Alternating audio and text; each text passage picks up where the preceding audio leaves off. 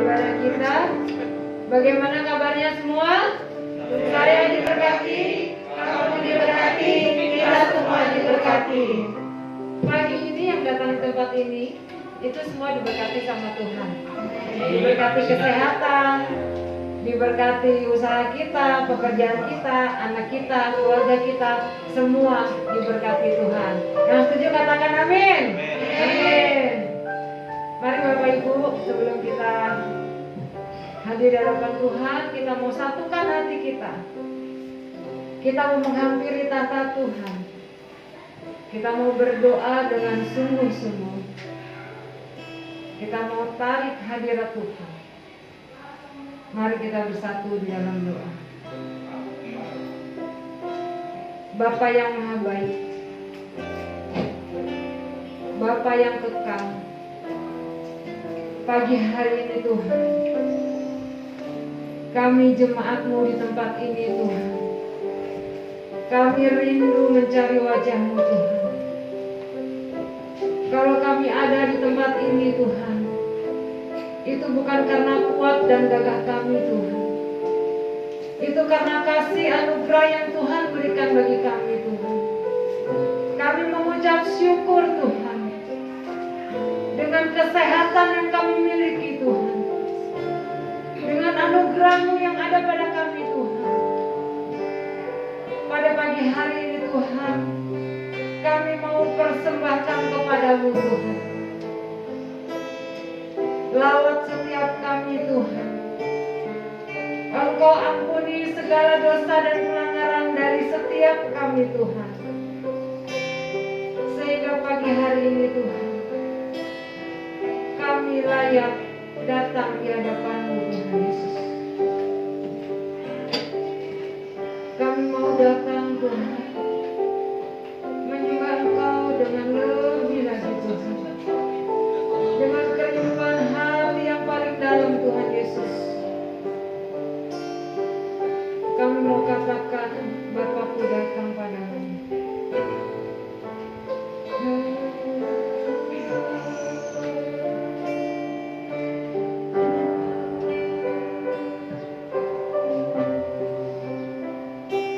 Mari sama-sama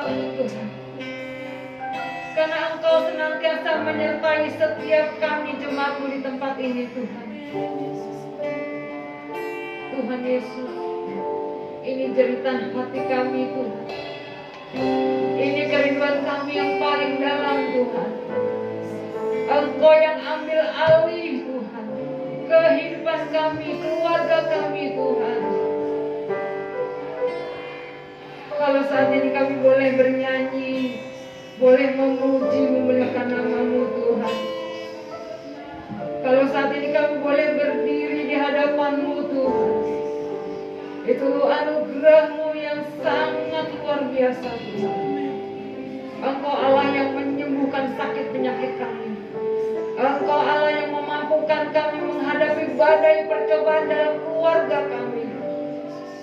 Engkau yang menuntun kami ke jalan-Mu yang benar, Tuhan.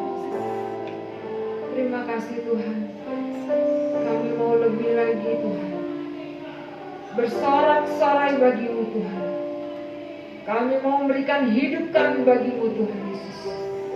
Kami mau bersukacita bersama Tuhan, karena surga bersukacita atas pujian kami Tuhan. Terima kasih Tuhan. Terima kasih Roh Kudus. Beri kemuliaan buat Tuhan. Beri kemuliaan buat Tuhan. Haleluya. Kita mau bersama bersukacita bagi Tuhan. Kita mau menaik Tuhan. Kita sukacita surga. Itulah kekuatan bagi jiwa. Dapat rasakan kasih-Nya di tengah badai yang bergelora. Itulah sukacita surga. Itulah kekuatan bagi jiwa. Dapat rasakan kasih-Nya. Aku kan layar yang bergelora.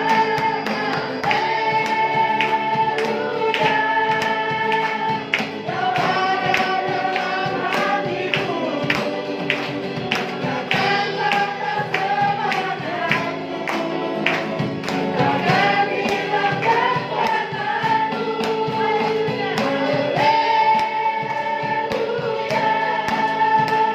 Kau ada dalam hatiku,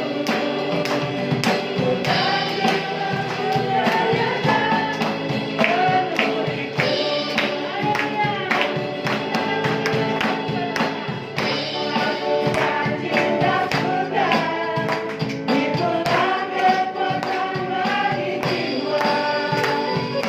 Dapat rasakan kasih-Nya di tengah badai yang bergelora. Itulah sukacita surga. Itulah kekuatan bagi jiwa. Dapat saksikan kuasa-Nya. Aku kan badai yang bergelora. Haleluya. Kau ada dalam hatiku, takkan patah semangatku, takkan hilang kekuatanku. Haleluya. Ku mau bersorak bagi-Mu, sukacita surga nyata penuhiku.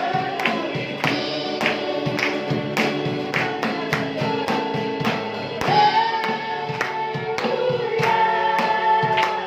Kau ada dalam hatiku, takkan patah semangatku, takkan hilang kekuatanmu. Haleluya.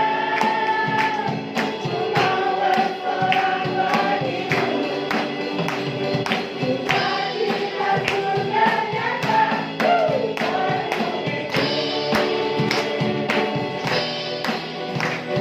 Sukacita surga nyata penuhiku.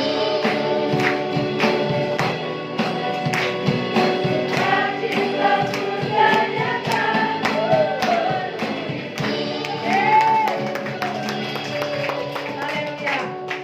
Siapa di sini yang sudah bersukacita? Amin. Karena kita mempunyai Tuhan yang dahsyat. Amin. Silakan duduk Bapak Ibu. Kita akan siapkan hati kita. Kita akan lebih lagi untuk masuk ke hadirat Tuhan.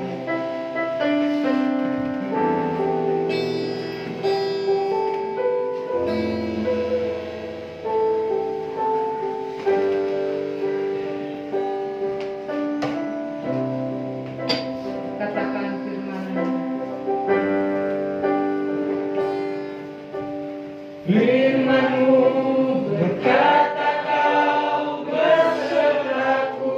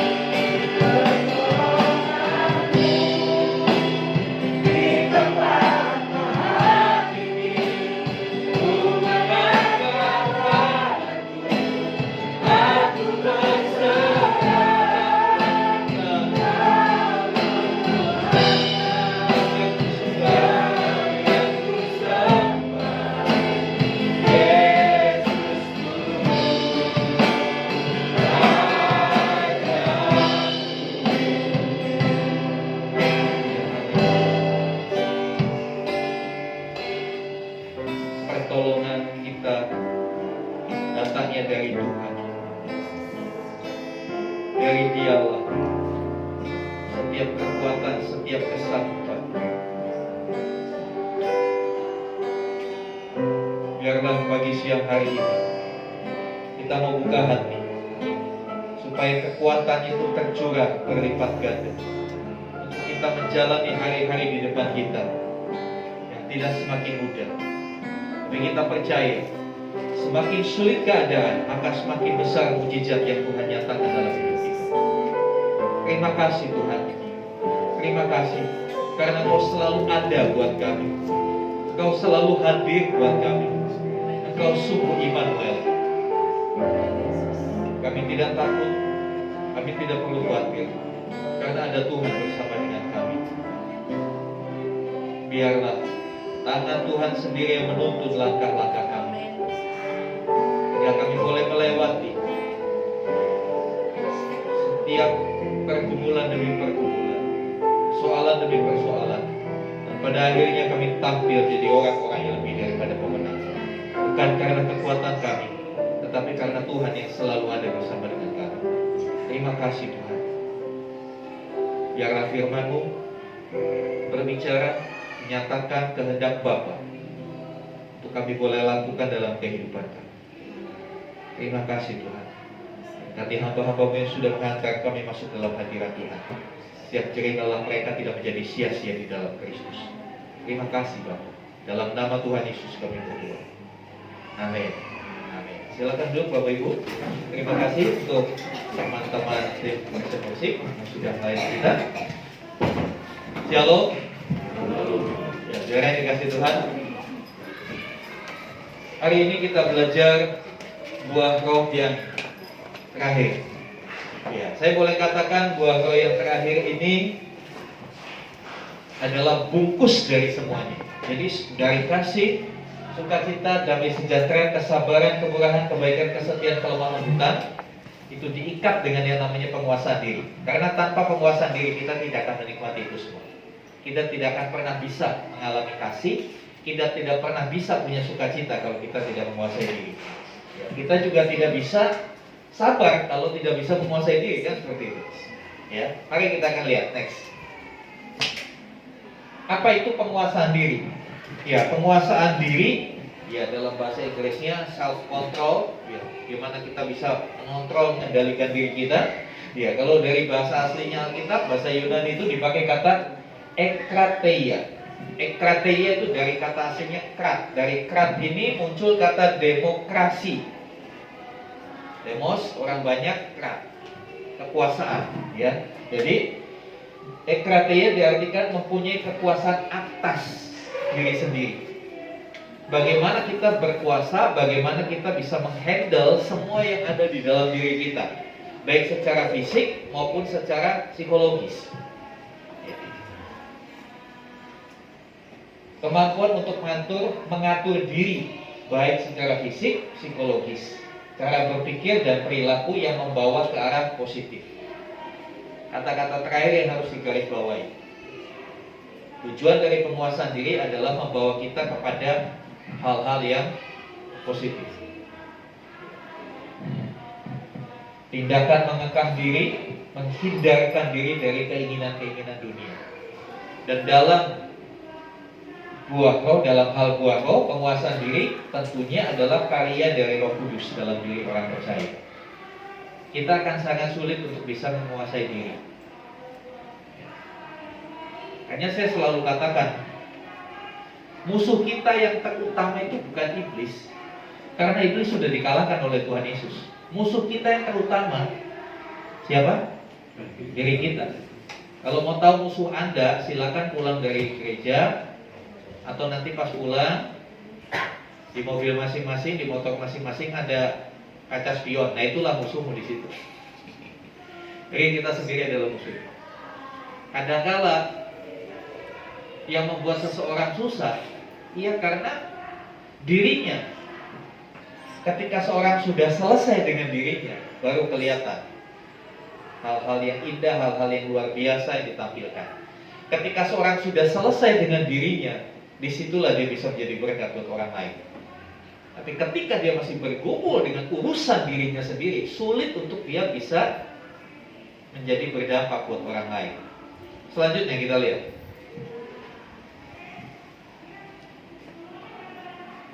Ya, apa manfaat penguasaan diri? Kita buka di dalam 2 Timotius 4. 2 Timotius 4 ayat yang ke-5 sampai yang ke-7. 2 Timotius 4 ayat 5 sampai yang ke-7.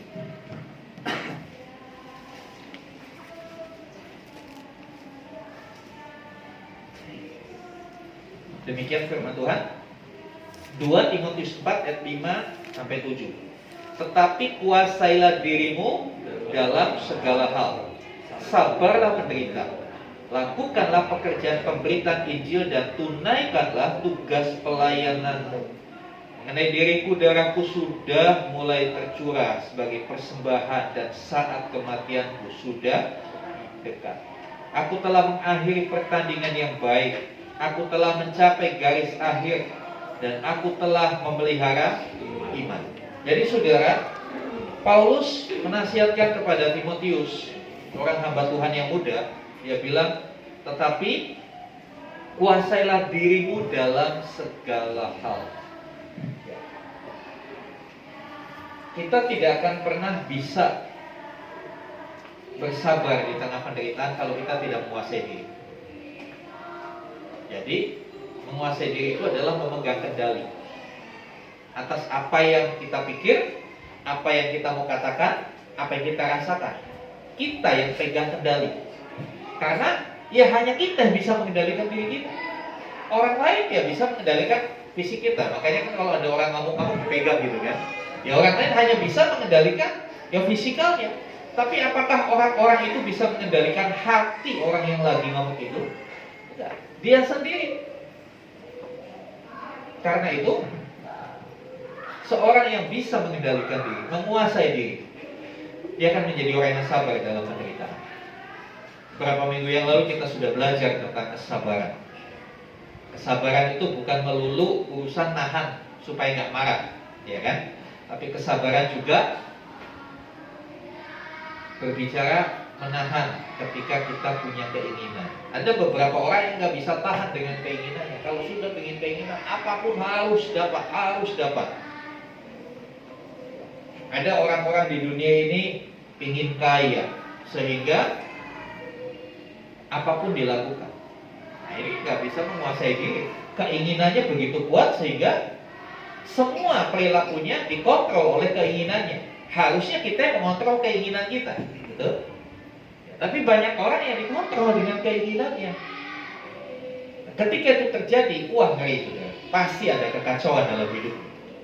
Ya, kemudian apa manfaatnya menguasai diri? Menjadi pribadi yang lebih dewasa. Ya, saya percaya kalau kita melihat dalam kehidupan kita, anak-anak kalau nggak suka, kalau nangis, ya dia nggak pikir nanti malu, nggak pikir apa, nangis ya nangis saja, betul kan? Kalau misalnya kita bawa anak kita ke mall gitu ya, dia pingin mainan, namanya bilang jangan, nggak boleh. Dia pingin, dia dikuasai keinginannya. Dia akan nangis, nggak peduli itu tempat umum, dia akan nangis. Tapi kira-kira kalau kita mau nangis nggak di tempat umum? Malu. Kita masih bisa berpikir malu. Seorang anak, kenapa dia bisa nangis di tempat umum? Kadang-kala kan saya suka lihat kalau di motor sampai guling-guling gitu ya, nangis. Tarik-tarik rok mamanya, sampai sobek, nggak peduli udah. Kenapa dia lakukan itu? Dia nggak bisa menguasai diri. Hanya orang dewasa yang bisa menguasai dirinya. Jadi kalau kita bisa menguasai diri, berarti kita berjalan menuju kedewasaan yang lebih lagi, menjadi lebih dewasa. Kalau saudara ingin menjadi pribadi yang lebih dewasa, mari belajar menguasai diri. Gak gampang, dan gak akan pernah bisa kalau itu dilakukan dengan kekuatan kita. Ya, selanjutnya ayat yang ke-7.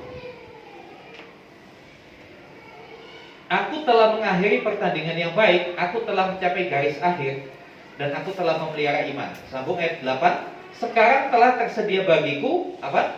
Mahkota kebenaran yang akan dikaruniakan kepadaku oleh Tuhan Hakim yang adil pada harinya.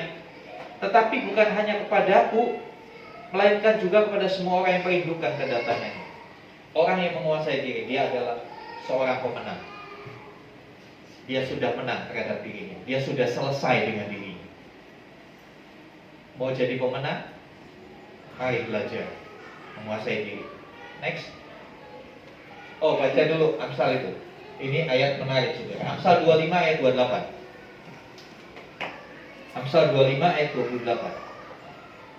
Tolong salah seorang saudara bisa bantu bacakan. Amsal 25 ayat yang ke-28.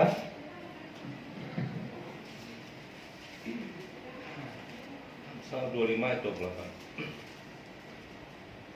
Orang yang tak dapat mengendalikan diri adalah seperti kota yang roboh temboknya.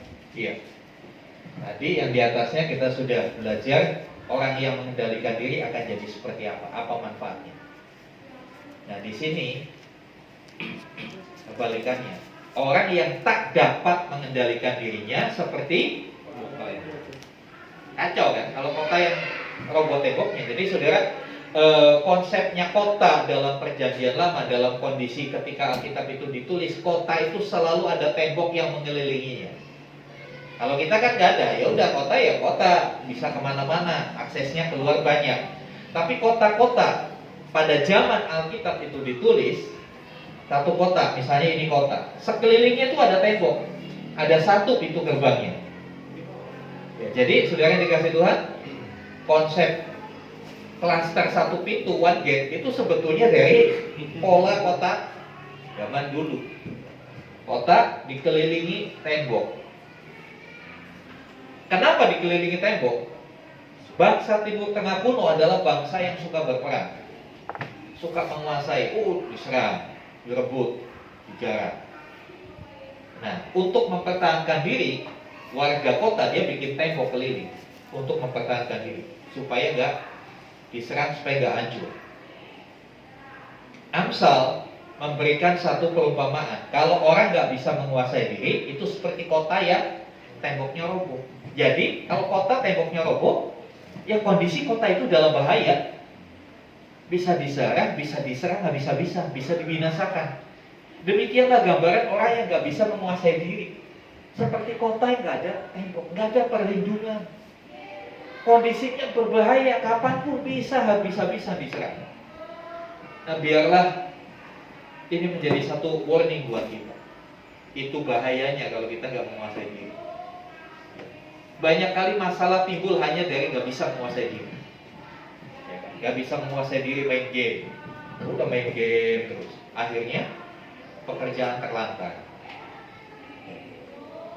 Makanya saya bilang sama anak saya, Pak, nanti ganti handphone ya. Iya, tapi ada syaratnya. Apa syaratnya? Harus bisa mematikan handphone. Banyak orang bisa beli tapi nggak bisa matiin handphone.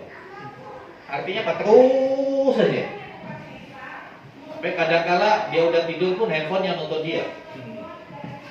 Saudara yang dikasih Tuhan, ini mengendalikan diri dalam hal kecil. Mengendalikan diri untuk sesuatu yang di luar kita. Handphone, gadget, TV, dan lain sebagainya kan di luar diri kita kan. Kita tinggal pencet tombolnya, on off-nya sudah selesai. Tapi kadang-kala untuk seperti itu aja susahnya setengah mati. Kita mau lagi kan. Apalagi sesuatu yang ada di dalam diri kita. Karena tadi dikatakan Rasul Paulus bilang, kuasailah dirimu dalam segala hal, baik yang ada di dalam diri kita maupun menguasai diri terhadap apa yang ada di sekitar kita. Nanti kita akan belajar bagaimana sih caranya menguasai diri. Kan yang penting seperti itu. Kita sudah tahu, saya percaya kita di sini sudah paham. Kita sudah paham kita harus menguasai diri. Amin. Kita harus menguasai diri. Itu sebuah keharusan, bukan pilihan. Kalau mau hidupmu mau tenang, belajarlah kuasai diri. Kalau hidupmu mau terhindar dari berbagai penderitaan, belajarlah kuasai diri. Karena dari diri inilah yang susah. Nggak bisa menguasai diri. Ketika ada orang yang menyakiti diri hatinya, nggak bisa kuasai hatinya. Akhirnya marah, benci, dendam. Kalau disimpan itu akan terus. menggerakkan pikiran untuk merancangkan sesuatu, ya kan? Kalau orang udah punya dendam, udah punya benci sama seseorang yang lain, itu hatinya kirim sinyal ke kepala, ke pikiran, lu balas, kasih perintah. Hati itu hanya memberi ide ke kepala, lu balas. Masa kamu digituin? Emang kamu gak bisa? Lawan dong. Pikirannya mulai merancang. Pikirannya mulai merancang, membuat skenario, ya kan? Membuat strategi gimana ya saya balas dia. Dia harus lebih sakit dari saya. Masa saya disakiti gini? Kalau orang membalas kan pinginnya lebih, gitu ya. Ya kan? Pengen balas, pinginnya lebih. Kalau dipukul giginya patah 2, kalau bisa pukul giginya patah semua. Kan begitu. Ketika itu diikuti terus, apa yang terjadi? Kacau, hancur hidupnya. Tidak ada kebaikan di dalamnya. Saudara, selanjutnya kita melihat. Setelah kita tahu manfaat, ya, tadi dikatakan menguasai diri dalam segala hal. 2 Timotius 4 ayat 5. Dalam segala hal itu apa aja sih? Ya. Saya ringkas, saya kelompokkan segala hal. Yang pertama, kuasai pikiran. Tadi kita tahu pikiran itu timbul dari hati. Hati manusia itu begitu ringkih. Makanya Amsal juga bilang, jagalah hatimu dengan segala kewaspadaan, karena dari situ terpancar kehidupan. Tapi hati itu sifatnya ke dalam diri. Hati tidak bisa keluar, ya. Apa yang dirasakan di dalam hati itu di dalam diri kita. Tapi yang pada akhirnya bisa keluar ketika hati mengirimkan sinyal ke pikiran. Pikiran ini yang mengatur, memproses semua informasi dari hati. Ketika pikiran sudah sampai kepada memutuskan, ini yang bahaya. Makanya pikiran harus dikuasai. 2 Korintus 10 ayat 5.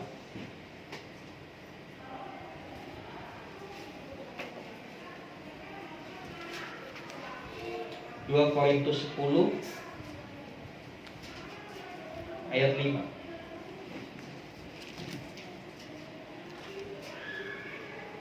Demikian firman Tuhan, kami mematahkan setiap siasat orang dan merubuhkan setiap kubu yang dibangun oleh keangkuhan manusia untuk menentang pengenalan akan Allah.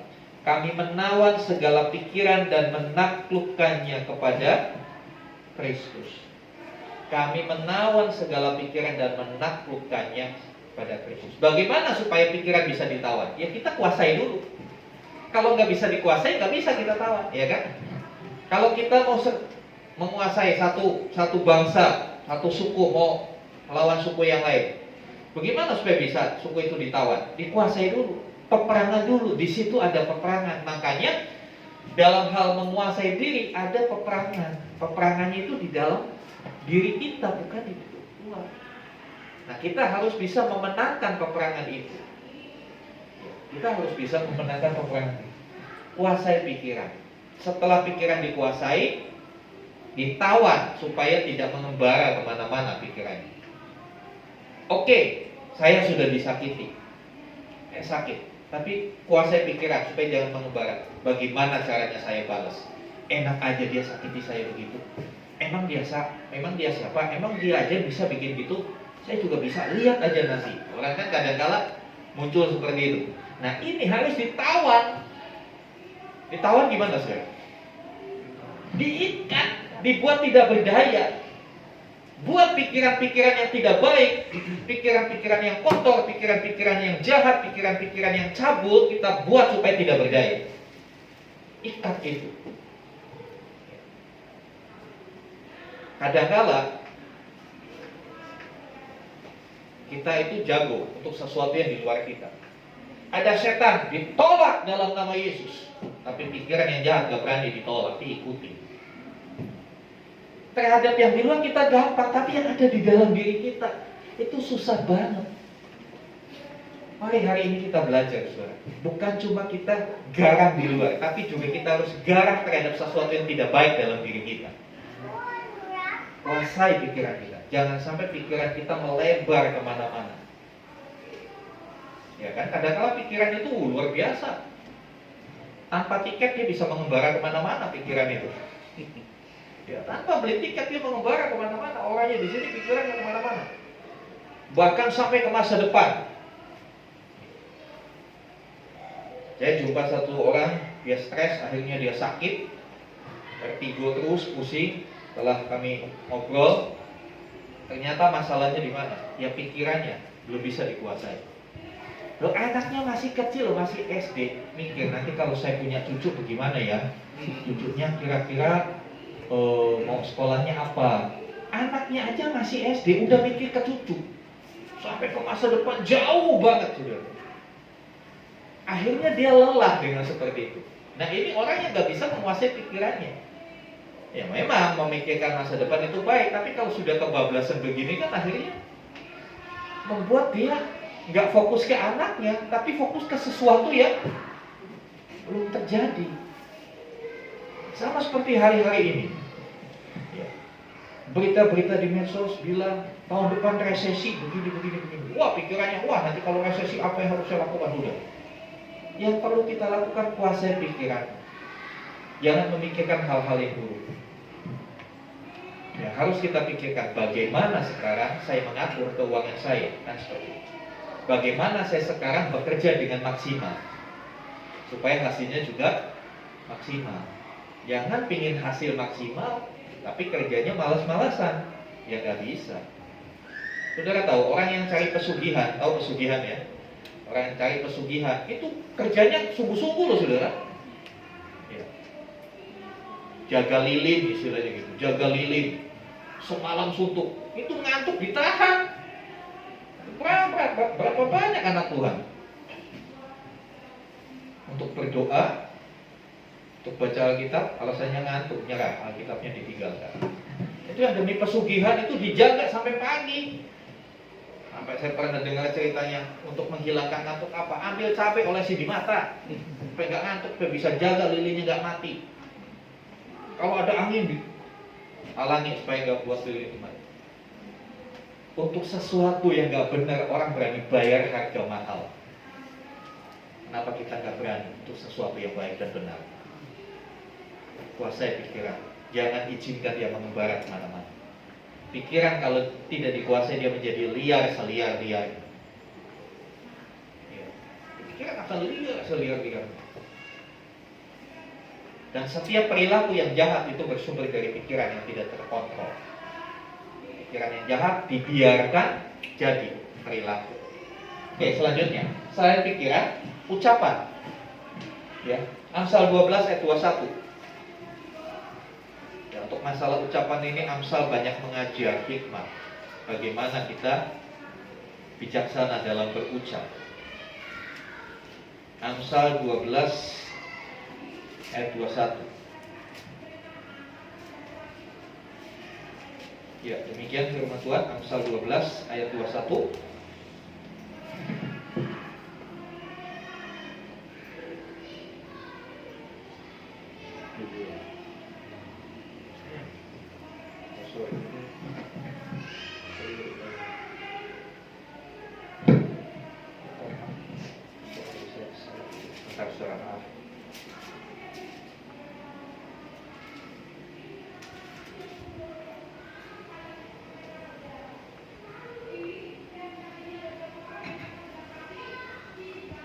Ya, kita Amsal 21 ayat 23.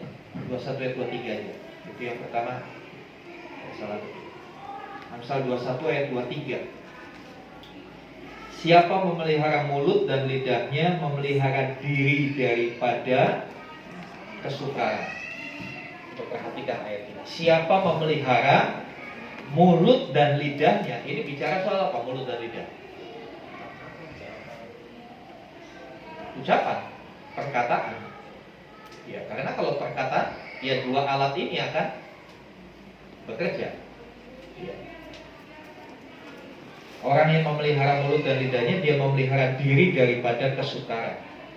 Coba kalau orang nggak bisa pelihara mulutnya, terlalu gampang berjanji. Ya, sampai ada lagu dulu, kau yang berjanji, kau yang mengingkari. Ya. Nanti, lain kesempatan kita akan belajar tentang janji. Apa kata firman Tuhan tentang janji? Banyak kali kita terlalu gampang janjiin sesuatu sama orang. Saya suka katakan sama istri saya, udah kita kalau sama orang gak usah janji. Kalau kita mau berbuat sesuatu langsung aja lakukan, gak usah banyak janji. Kadang-kala kita lupa, kadang-kala ada sesuatu dan lain hal sehingga kita tidak bisa menepati janji kita salah. Itu masalah janji. Sesuatu yang baik, ucapan yang baik. Kalau orang kasih janji kan hal yang baik kan, sedap didengar, betul gak? Kalau saudara dijanjiin sesuatu sedap didengar gak? Sedap didengar. Pada saat disampaikan sedap didengar, tapi pada saat menunggu itu gak enak banget. Saudara yang dikasih Tuhan, hal yang lain mengenai ucapan. Kadang-kala kita sembrono dalam ucapan kita tanpa sadar menyakiti orang. Timbul kesukaran gak? Kesukaran dalam berhubungan dengan orang itu lagi. Karena Amsal bilang orang yang sakit hati lebih susah didekati daripada sebuah kota. Orang yang sakit hati lebih susah. Coba seseorang yang sudah sakit hati sama saudara, saudara mau perlu sama dia, susah. Dia udah tutup diri, pasang benteng. Sama seperti kita, kalau kita sakit hati, misalnya saya sakit hati sama si X, saya nggak mau sebut inisial, nanti inisial, pikirannya liar, nanti pikiran saudara mendengar saya, aja bilang B itu siapa? Basuki, Bagas, sudah liar kemana-mana. Tuh kadang-kala pikiran itu ngerinya begitu. Makanya saya kasih X. Di sini kan nggak ada yang jemaat yang depannya namanya X kan. Misalnya saya sakit hati sama X. X itu mau deketin saya akan pasang pertahanan. Jangan-jangan dia mau nyakiti saya lagi kan begitu. Makanya hati-hati dengan ucapan. Kita itu jarang menyakiti orang pakai pukulan, betul nggak? Ya, saya berdoa di sini suami-suami atau istri-istri nggak ada yang suka berbicara pakai pukulan sama pasangan. Amin. Di sini nggak ada, di luar sana banyak. Ya. Sekarang dikasih Tuhan. Kalau kita pikir kita paling banyak menyakiti itu pakai apa sih? Pakai kata-kata. Ya kan? Mukul itu belum tentu setahun sekali. Paling mukul anak ceplek gitu kan. Tapi kalau sesama, kebanyakan kita nyakiti pakai kata-kata. Sama pasangan juga kadang-kadang yang bikin sakit hati itu apa? Kata-kata kita. Ketika saya bicara kata-kata untuk kondisi zaman sekarang, kata-kata bukan ucapan verbal yang diucapkan mulut, tapi kata-kata juga yang diucapkan oleh jempolmu. Tahu maksud saya? Iya. Kenapa? Pak, ayatnya kan mulut dan lidah. Bapak ini melanggar firman Tuhan. Bapak ini bikin-bikin ayat. Saudara, pada waktu itu belum ada gadget, jadi nggak ditulis jempol. Kalau waktu itu ada gadget, ditulis mulut, lidah, dan jempolmu yang bikin nyakitin orang. Kadang-kadang kita bikin status. Beberapa waktu yang lalu di grup RT itu, ibu-ibu di RT, pas bulan puasa, saya dipanggil sama Pak RT udah 10:30. Pak, ada di rumah nggak? Ada. Pak, tolong Pak ke rumah saya sebentar. Loh, ada apa ini? Hujan nih. Panggilan darurat. Saya datang. Ada mau ini ibu-ibu ngamuk Pak. Kenapa? Itu mau ngelabrak ibu X. Sekali lagi saya pakai X. Mau ngelabrak ibu X. Kenapa memangnya? Itu Pak, dia bikin status. Jadi ceritanya hari itu sore-sore sambil nunggu bulan puasa, ibu-ibu tuh bikin kegiatan di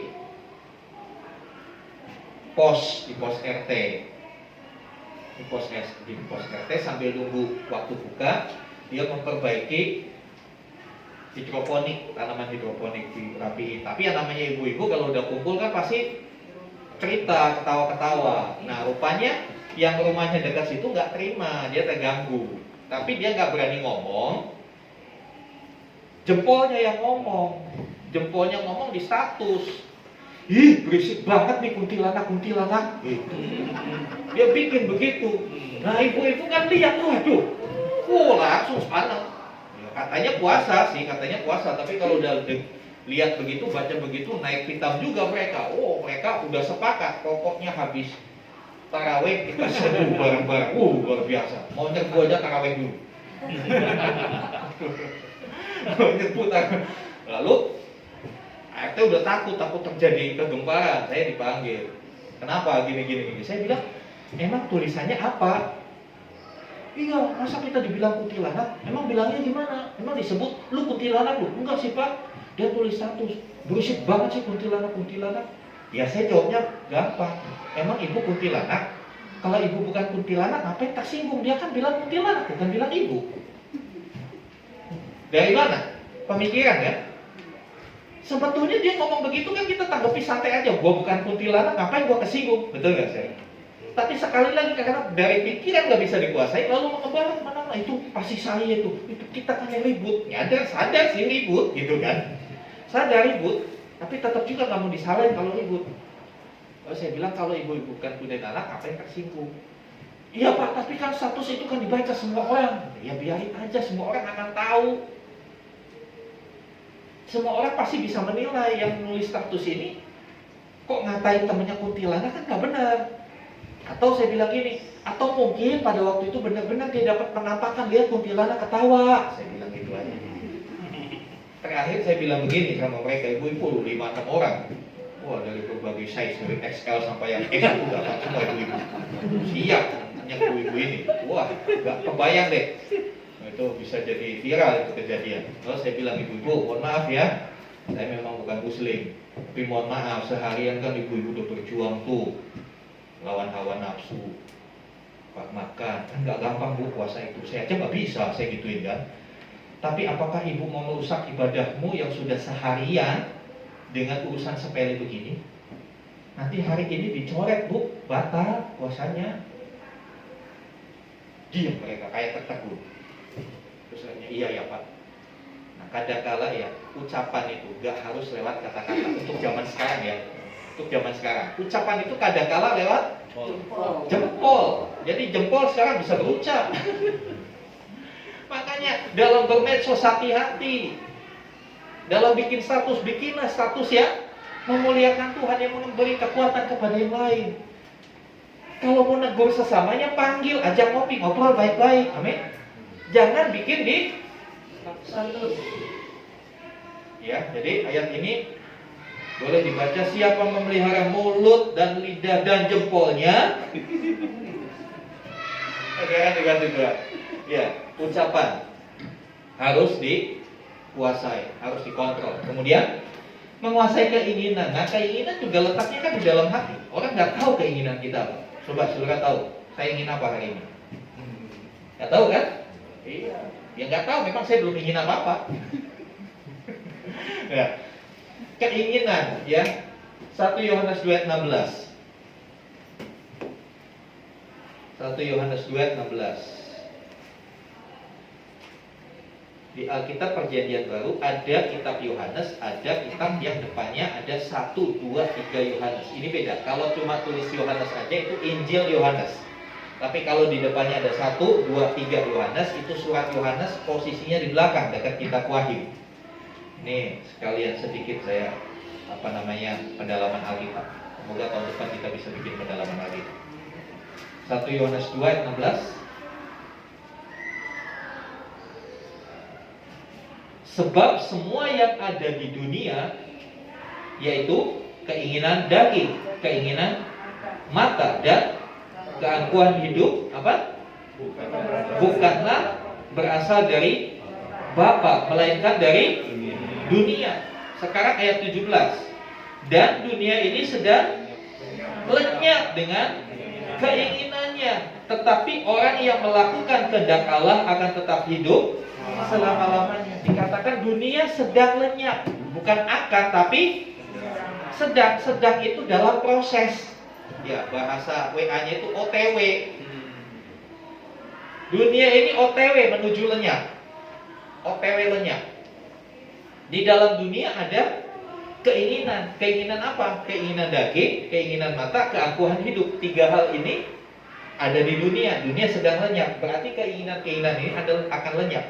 Kalau kita masih menginginkan hal itu berarti kita juga bakal ikut lenyap. Bakal ikut dilenyapkan. Makanya kita perlu menguasai keinginan kita. Memang kita sebagai individu terlahir dengan keinginan. Kalau orang udah gak ingin apa-apa itu bahaya, sudah. Udah hopeless, betul kan?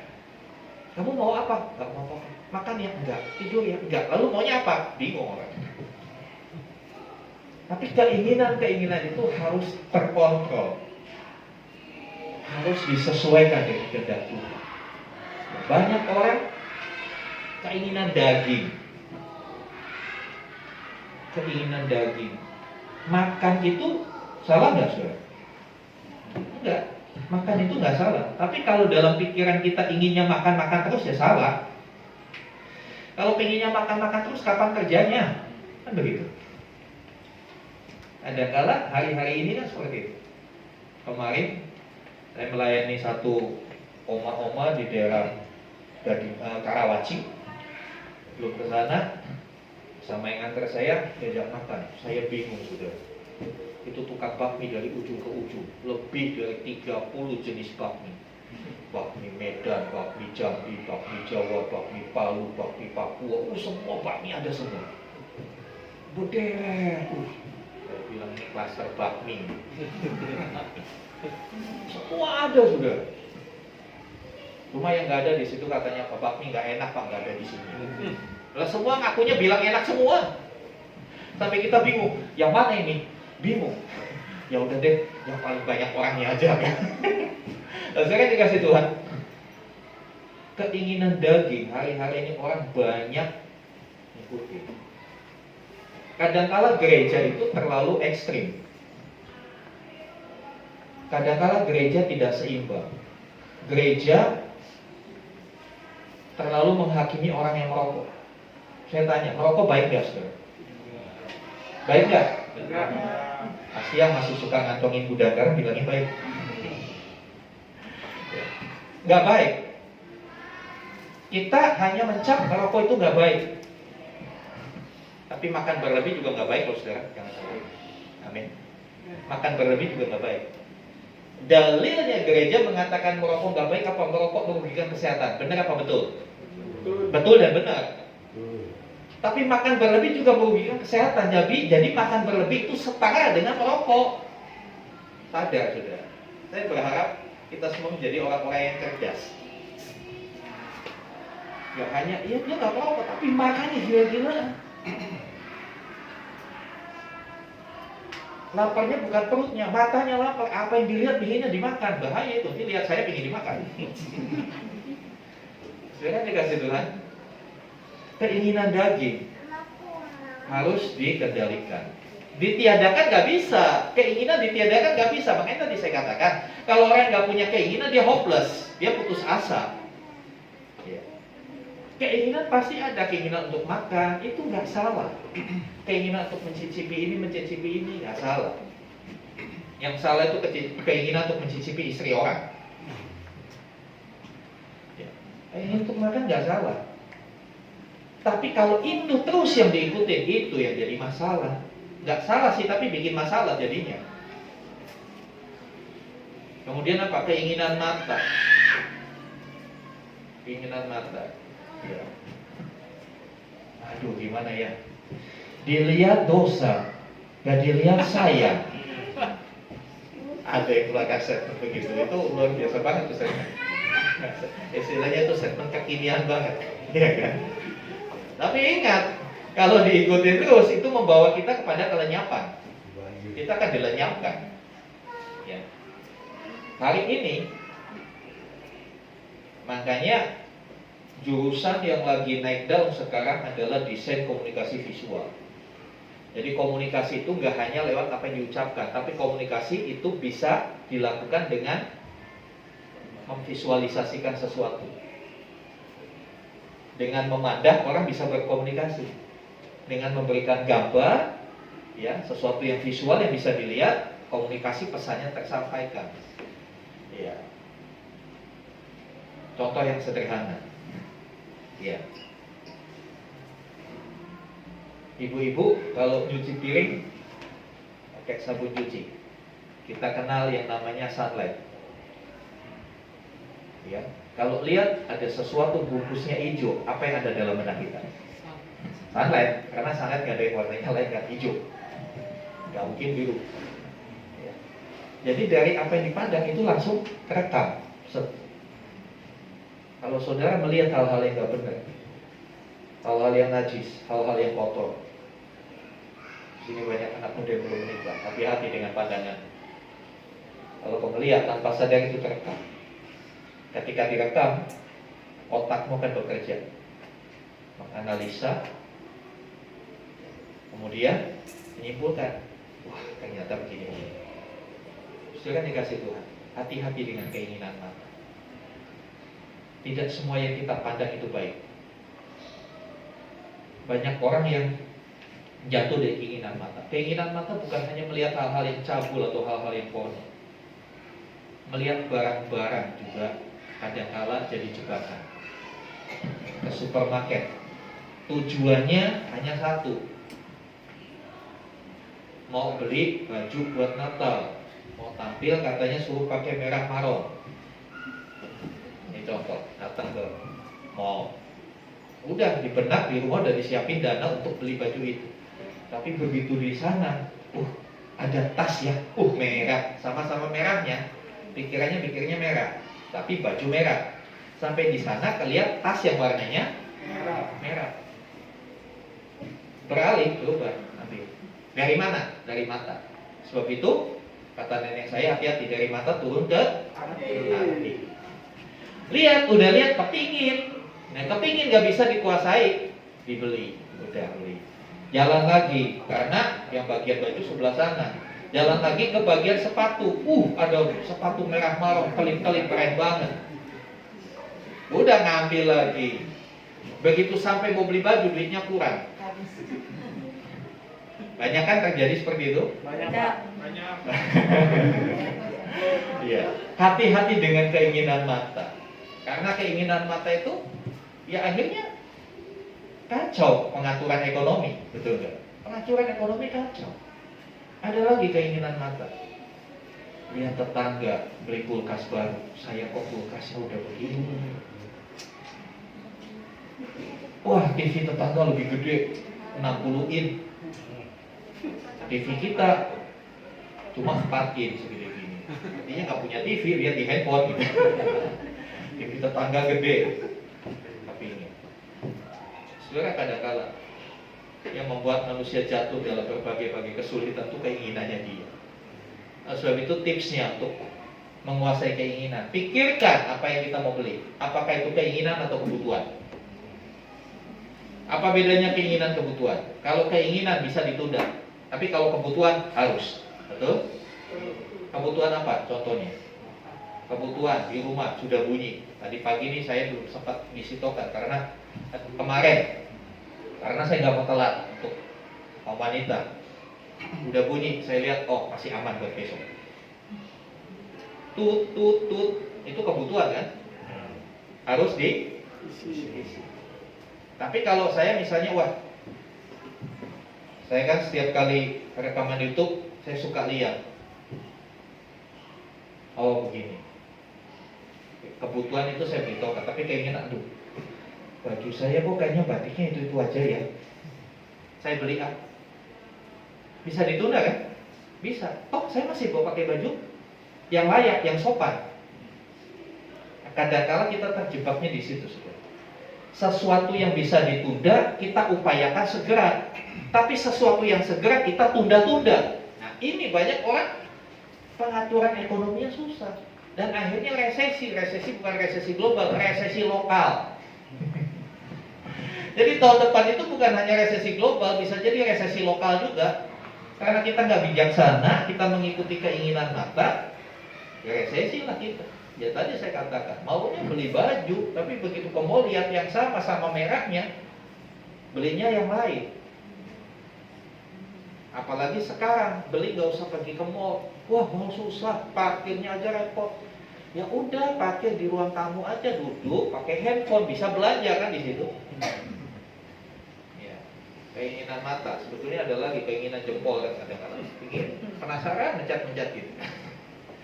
Ya, silakan dikasih. Yuk, next. Bagaimana bisa menguasai ini? Caranya kita lihat, ini yang penting. Bagaimana, ya kan?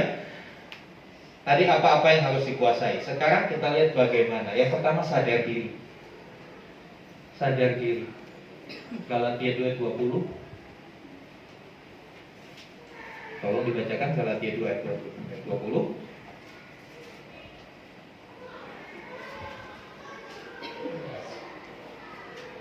Galatia 2 ayat 20. Namun aku hidup, tetapi bukan lagi aku sendiri yang hidup, melainkan Kristus yang hidup di dalam aku.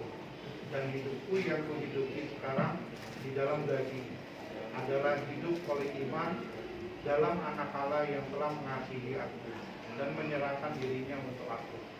Iya, saudara, yang dikasih Tuhan, kita harus sadari ayat ini bahwa kita telah mati untuk setiap yang bukan dari Tuhan. Aku hidup di dalam daging. Iya, kita hidup di dalam daging. Artinya kita masih hidup di dunia, begitu gambaran. Tapi kita bukan hidup menurut daging. Kita hidup menurut firman Tuhan. Kita harus sadar diri, kita ini berbeda. Kita berbeda karena kita sudah ditebus dari cara hidup kita yang sia-sia. Jangan balik lagi ke sana itu. Pesannya adalah Paulus mau bilang, jangan balik lagi kamu. Kamu itu berbeda. Hidupmu bukannya kamu lagi. Gak bisa suka-sukamu. Sekarang kita hidup harus suka-sukanya Tuhan. Amin. Jangan lagi kita berkata ini hidup-hidup gue. Gue mau apa aja kan hidup gue. Ngapain lu ngurusin? Ya kan? Ketika kita bisa paham ayat ini, kita sadar, oh iya, saya bisa hidup karena begini, karena Tuhan sudah menebus saya. Gak bisa dibayangkan kalau Tuhan gak tolong saya, gak menebus saya, apa jadinya saya. Kesadaran ini yang akan membuat kita bisa menguasai diri. Ketika hati mulai cenderung kepada hal yang gak baik, kita langsung stop. Ya. Suatu kali saya lihat statusnya teman saya, anaknya juara lomba bela diri. Saya komentari begini, bela diri boleh, tapi adalah lebih perlu untuk sadar diri dan kuasai diri. Amin. Gak ada kan latihan bela diri. Oh, banyak latihan bela diri, latihan sadar diri, latihan kuasai diri, gak pernah dilakukan oleh orang. Mari kita mau bikin, yuk kita melatih menguasai diri. Karena itu jauh lebih perlu daripada bela diri. Kalau untuk urusan bela diri, Tuhan sanggup bela kita, amin. Tapi kalau menguasai diri, kita yang harus lakukan, bukan Tuhan. Kita yang harus lakukan, ya. Untuk bisa menguasai diri, langkah pertama sadar siapa kita. Siapa kita. Untuk keinginan juga gitu, sadar siapa kita. Ya.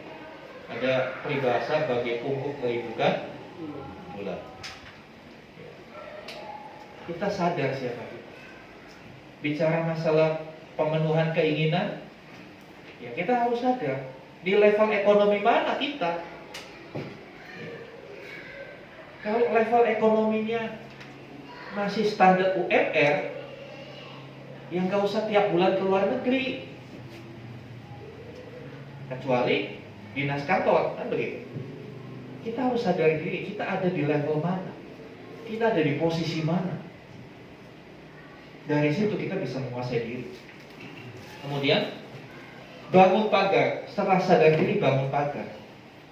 Kalau mau menguasai, setelah dikuasai harus dipagari, betul gak? Satu kerajaan nyerang kerajaan lain. Contoh yang sederhana, bukan kerajaan deh. Kalau kita beli tanah, udah beli tanah kosong, dipagarin gak? Ya sebaiknya segera dipagarin. Kalau enggak akan dikuasai orang lain, betul gak? Nanti orang akan pertama nitip barangnya di situ. Titip ya Pak. Titip. Lama-lama, waduh barang saya kehujanan, saya bikinin pondok ya Pak. Ya silakan bikinin. Lama-lama pasang batako, pasang hebel, dikuasai sama dia. Udah dikuasai, kita bilang, Pak ini kan tanah saya. Iya Pak. Ya Bapak tolong pergi. Ya mana ganti ruginya? Loh, kan banyak terjadi seperti itu kan saudara. Karena Pak gak dipagarin, dia masuk sesukanya. Iblis bisa masuk sesukanya dalam hidup kita dan menghancurkan seluruh hal yang ada dalam hidup kita. Makanya pagari. Apa yang harus dipagari? Pagar yang pertama, pagar firman Tuhan. Ini pagar yang paling top, ya. Karena 2 Timotius 3:16, tetapi segala tulisan yang diilhamkan Allah bermanfaat untuk menyatakan kesalahan, memperbaiki kelakuan, menuntut orang dalam kebenaran. Itu pagarnya. Kalau kita mau dituntut dalam kebenaran firman Tuhan, hiduplah dalam firman. Biarlah firman itu memagari. Mazmur 119 ayat 9, dengan apakah seorang muda mempertahankan kelakuannya bersih? Dengan menjaganya sesuai dengan firman Tuhan. Firman itu guidance. Ini yang memagari hidup kita supaya kita gak menyimpang. Makanya Alkitabnya jangan dibuat alas tidur, jangan dibuat bantal. Itu gak akan pindah ke dalam kepala kita kalau dijadiin bantal. Ini baru pindah, pintu masuknya itu di mata, dibaca. Kalau saudara malas membaca, hari ini ya sudah ada aplikasi Alkitab audio, suara, Alkitab suara. Saudara tinggal klik aja, misalnya Mazmur 23, nanti dia bunyi, Tuhan adalah gembala, takkan kekurangan. Dan kalau kan malas baca begitu kan, aduh malas baca, Alkitab tulisannya kecil-kecil. Ya kalau Alkitab ini tulisannya gede, berat bawanya saudara. Ya kan? Tidak ada alasan untuk tidak membaca Alkitab. Makanya tiap pagi saya selalu kirim. Pak, kok minggu nggak dikirim? Ya minggu kan saudara baca di gereja. Amin. Ya. Saudara dikasih Tuhan, pagari hidupmu dengan firman Tuhan. Kemudian pagar selanjutnya pagar keluarga.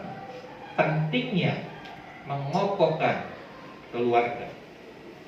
Karena keluarga adalah orang yang terdekat dengan kita, orang yang paling sering ketemu sama kita. Biarlah keluarga kita jadi pagar kita. Ya, nanti di rumah baca Titus 2, 1-10. Itu dijelaskan. Orang-orang tua itu harus seperti apa? Laki-laki yang sudah tua harus seperti apa? Perempuan-perempuan yang sudah tua seperti apa? Wanita-wanita muda seperti apa? Pria-pria muda seperti apa? Itu pagar. Kita bisa saling menasihati dalam keluarga. Kita bisa saling ingatkan. Kita bisa berdoa bareng di tengah keluarga. Itu pagar. Ya, tidak pernah ada kasus perselingkuhan dari keluarga yang rajin bikin mesbah keluarga. Sekali lagi, saya tidak pernah ketemu satu kasus perselingkuhan dari keluarga yang rajin bikin mesbah keluarga. Karena dengan mesbah keluarga terikat satu dengan yang lain,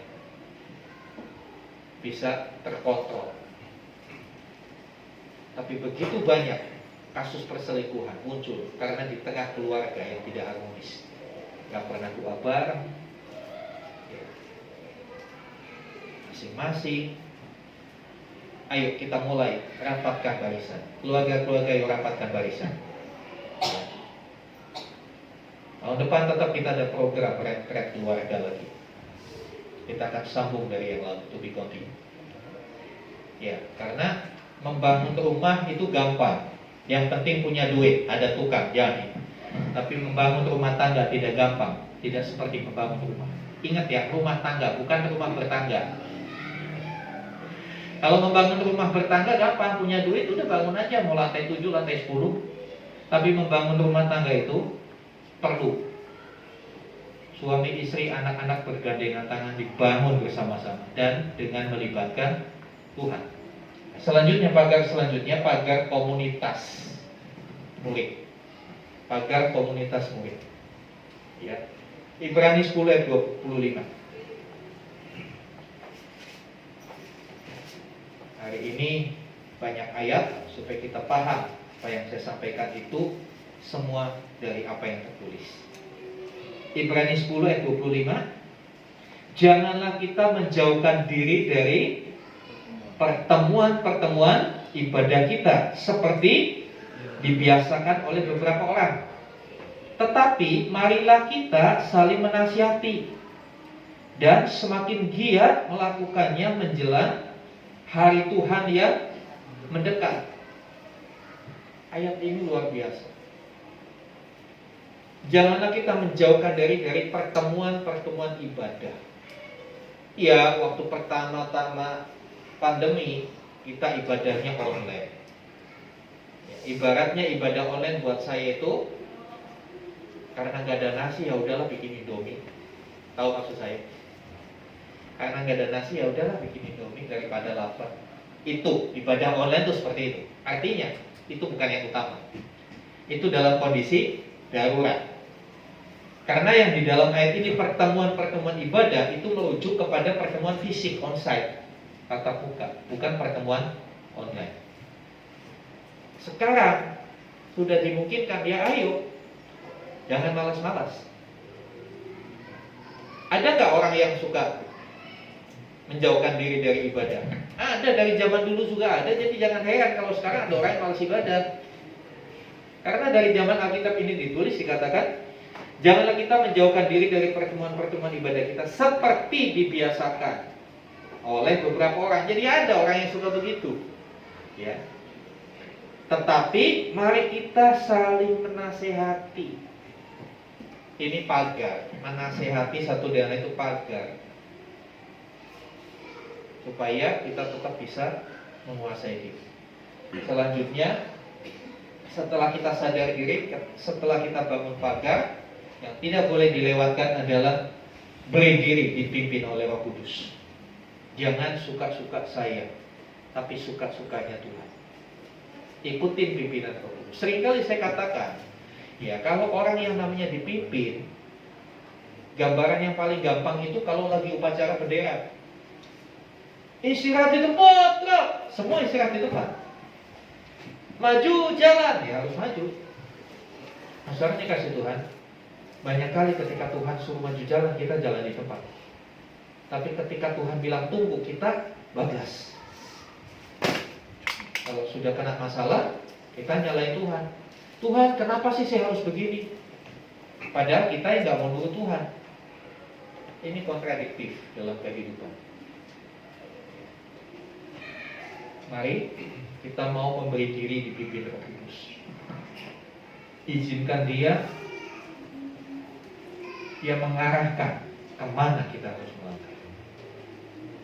Karena sesungguhnya kita tidak tahu apa di depan kita. Kita tidak tahu bagaimana kita nantinya.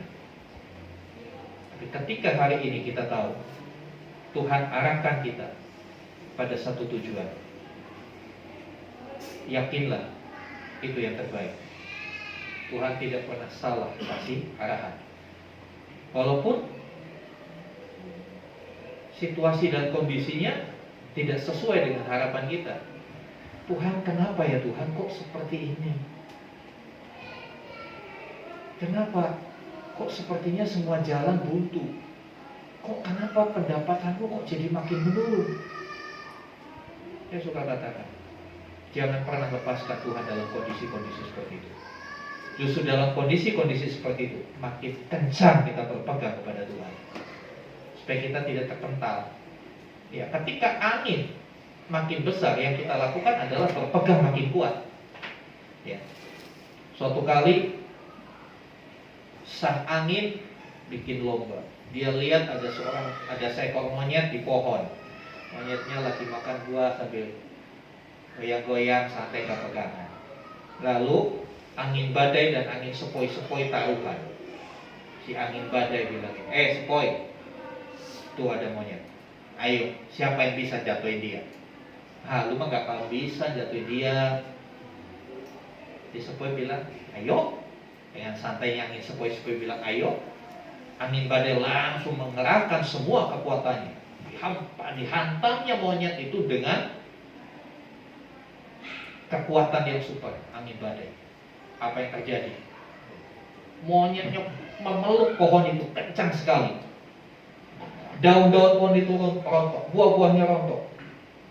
Tapi monyet itu tetap berpegang sama pohon, gak jatuh. Sampai angin badainya ngos-ngosan. Sekali lagi, kasih kesempatan aku sekali lagi. Dia makin kencang lagi monyet itu berpegang, gak jatuh. Kemudian angin sepoi-sepoinya ngeledek. Udah, cuma segitu kekuatan lu. Lalu angin sepoi-sepoinya, lihat nih gue, bentar ya. Dia bertiup pelan-pelan. Monyet yang tadinya berpegang, begitu dapat angin yang sepoi-sepoi, ngantuk dia. Begitu ngantuk mulai lega pegangnya. Mulai renggang. Begitu mulai renggang, dihantam sekali.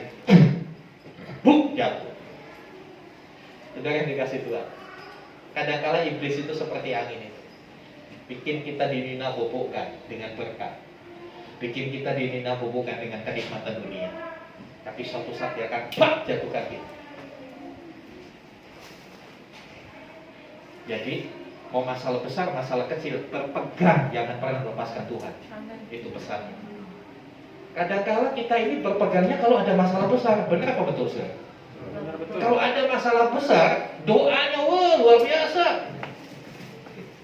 Dari mata keluar air, dari hidung pun keluar air, dari mulut pun keluar. Wah, pokoknya tertua sampai puasa. Yang nggak pernah puasa, puasa. Tukang bakso lewat nggak peduli puasa.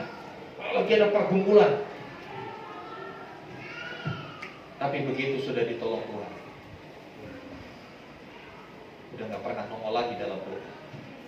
Bahkan kadang-kala dalam ibadah pun nggak nongol. Alasannya apa? Mumpung hari libur, healing. Udah yang dikasih Tuhan. Hati-hati ya. Iblis itu selalu mengincar kita, ingin menjatuhkan kita. Kekuatan kita hanya Tuhan. Saya mau kasih tahu, pengalaman saya melayani Tuhan, kekuatan saya hanya Tuhan. Ketika saya pegang Dia kuat, maka saya pun kuat. Tapi kalau saya lepaskan Dia, jangan. Ingat, walaupun ketika badai datang, ataupun kita lagi menghadapi angin sepoi-sepoi. Apa angin sepoi-sepoi? Ya masalahnya ya nggak terlalu berat. Ya lagi nggak ada masalah. Tagihan semua terbayar lancar, ya kan? Gaji pun tidak ada potongan, semua sehat-sehat, ya kan? Jangan lengah, tetap pegang Tuhan. Jangan kendorkan persekutuan kita dengan Tuhan. So, sekali kita kendor, Dia tahu kita lagi kendor, dihempasnya kita nggak bisa apa-apa. Baik, itu yang saya bisa sharekan pada hari ini. Next, silakan dibaca. Kalau ini keputusan saudara, silakan bangkit berdiri.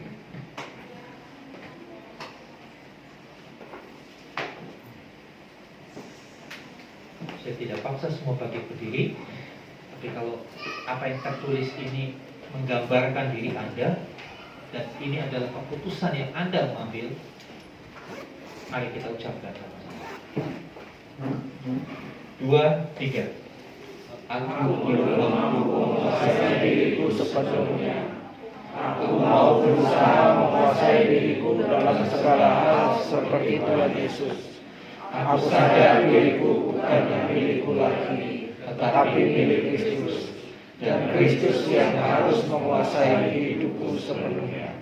Dengan pimpinan Roh Kudus, aku pasti bisa melakukannya. Mari tundukkan kepala, renungkan apa yang saudara sudah ucapkan. Saya undang pemain musik. Bel, singer, bisa bantu.